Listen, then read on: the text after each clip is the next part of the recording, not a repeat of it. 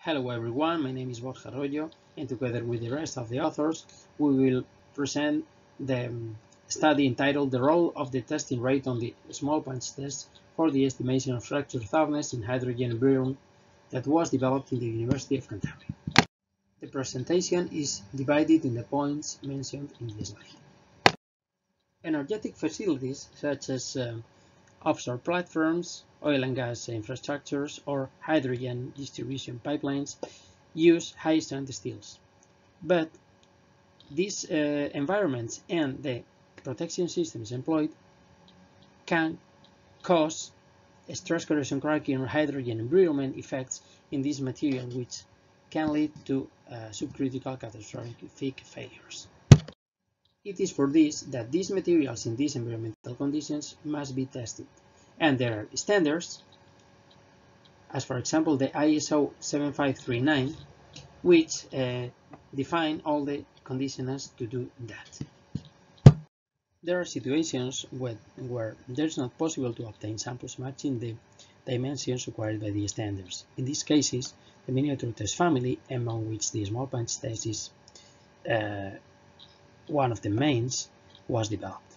The small punch test that is going to be explained in this exposition was recently applied to characterizations in aggressive environments, and authors propose that very slow rates are required in order to perform characterizations that allow the environment to cause all of its improving power.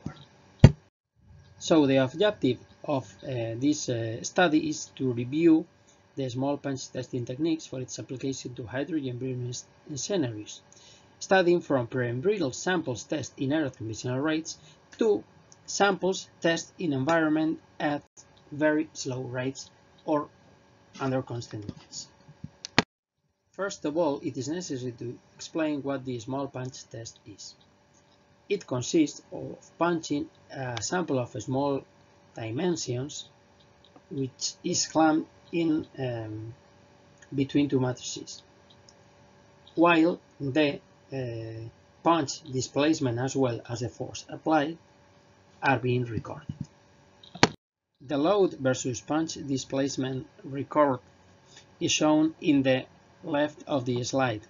For ductile scenarios, a graph including force zone is obtained, and the cracking pattern of the sample has a semicircular shape, while for brittle scenarios, zone 3 does not exist, and the cracking pattern of the sample has a star profile. On the other hand, respecting the right part of the slide, there are situations where, when small punch testing is done in environmental conditions and constant loads are applied. In these cases, the register performed is punch displacement versus time, which has three zones, and the most important is zone 2 of quasi-constant punch displacement rate, which takes place due to an interaction of the material, the environment, and the imposed load. The material employed for this study is the high-strength steel represented in the slide, which is employed for the manufacturing of offshore components and has the martensitic microstructure shown in the picture and the main composition and parameters shown in the tables.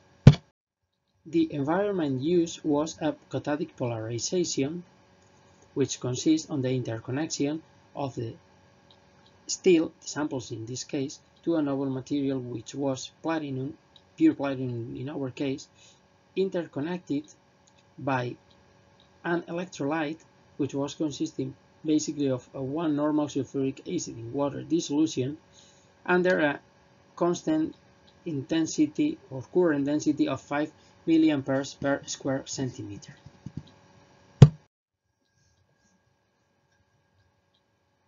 To study the small punch application to testing in environment environment, three main methodologies were employed. The first one, which is on the left top of the slide, was consisted on embrittling the samples during 2 hours in the environment and then testing them in air. The rates employed were the regular rate recommended by the European Standard Draft of the small punch test of 1.01 millimeters per second, and another one 5 times slower of 2.02 millimeters per second.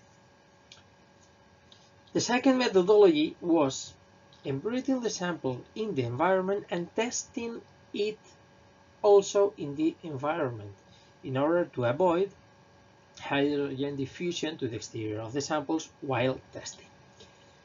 The rates employed in this case were the two previous ones of 0.01 millimeters per second, 5 times slower of 0.002 millimeters per second, and another one several orders of magnitude lower of 5 times 10 to the minus 5 millimeters per second.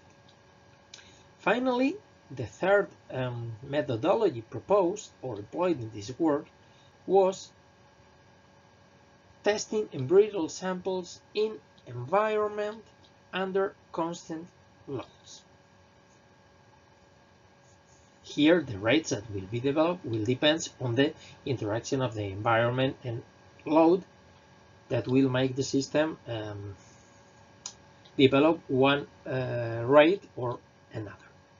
The samples employed for this work were in accordance to the European Standard Draft and had 0.5 millimeters of thickness and square cross-section of 10 millimeters of side, including a lateral notch machined by electric wire cutting of 0.15 millimeters of radius and a length of 4.8 millimeters, so nearly until the center of the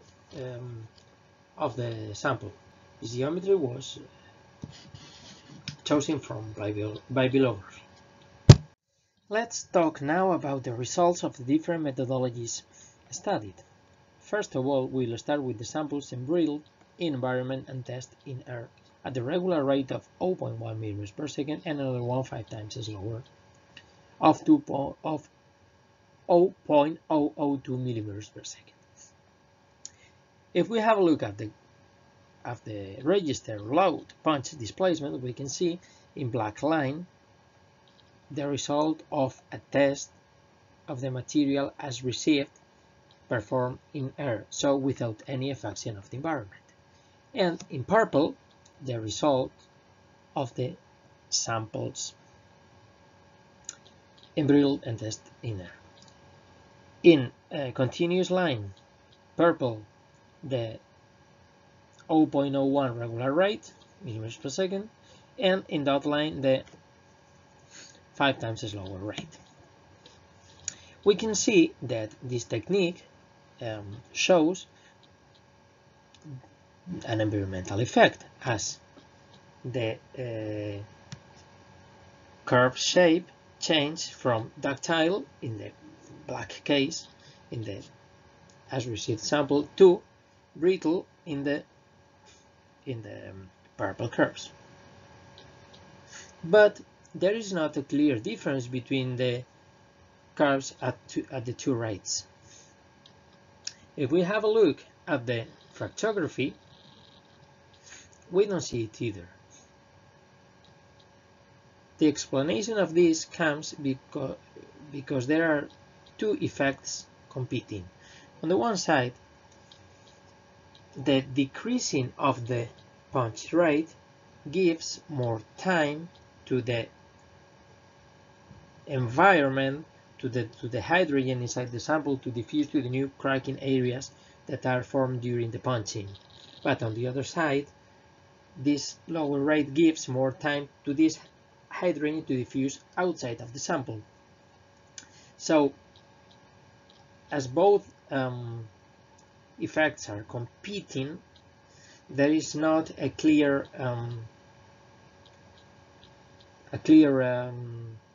result of which one is stronger than the other, and it is for that that the curves are similar, and so that's the fractography.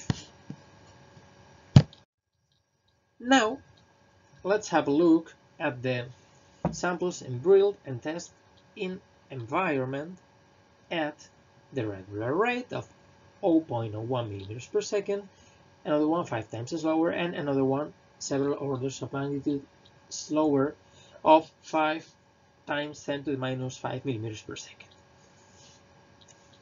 In this case, we have also in black the record or the graph of a sample test in air as received, and in purple the samples test in environment at different rates. In continuous purple thinner line, the regular rate.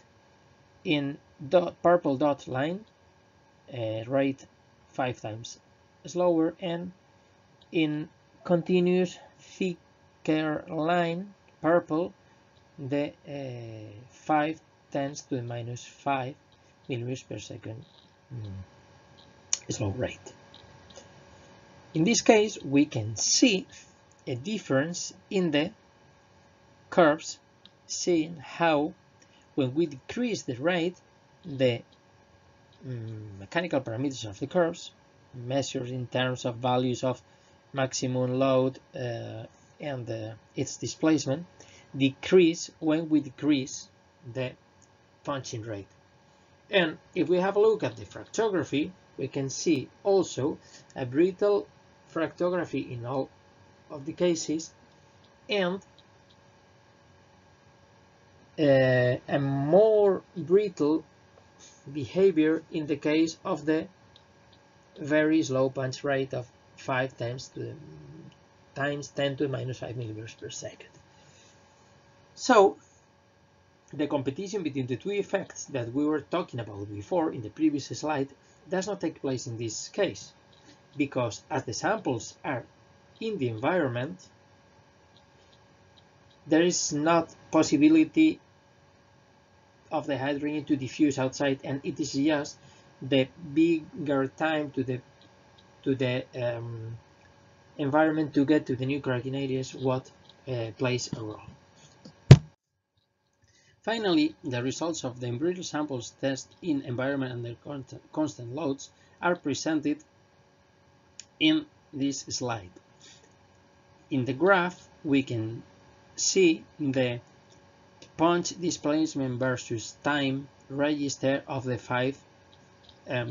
set of 5 samples tested. The two highest loads produce the failure in very short time, developing rates in the orders of magnitude of 10 to the minus 4 to 10 to the minus 5 millimeters per second. Samples C and D produce punch rates in the zone 2 in the order of magnitude of 10 to the minus 6 millimeters per second. And finally, sample D, which was stopped before the sample failure and no crack was shown with an onset close to the knock tip, developed a punch rate of around 10 to the minus 7 millimeters per second. This last sample E is around the threshold load. So we know that the threshold should be in between the range of 10 to the minus 6 to 10 to the minus 7 millimeters per second. As a conclusion, we can state that embrittled samples test in air can show some of the environmental effects, but not all, in rates under 0.01 millimeters per second, so the standard rate should not be used. On the other hand, embrittled samples test in environment are the tool that must be used for environmental characterizations. Among the rates studied, the punch rates studied, the slowest one was the one showing the most brittle effects. Respecting the test under constant load, rates in the range of 10 to the minus 6 to 10 to the minus 7 millimeters per second were developed near the threshold.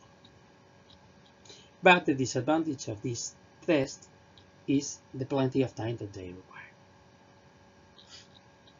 So, as a general recommendation of future work, the authors recommend that tests under constant punch rate in the order of magnitude of 10 to the minus 6 to 10 to the minus 7 should be studied deeply in the future.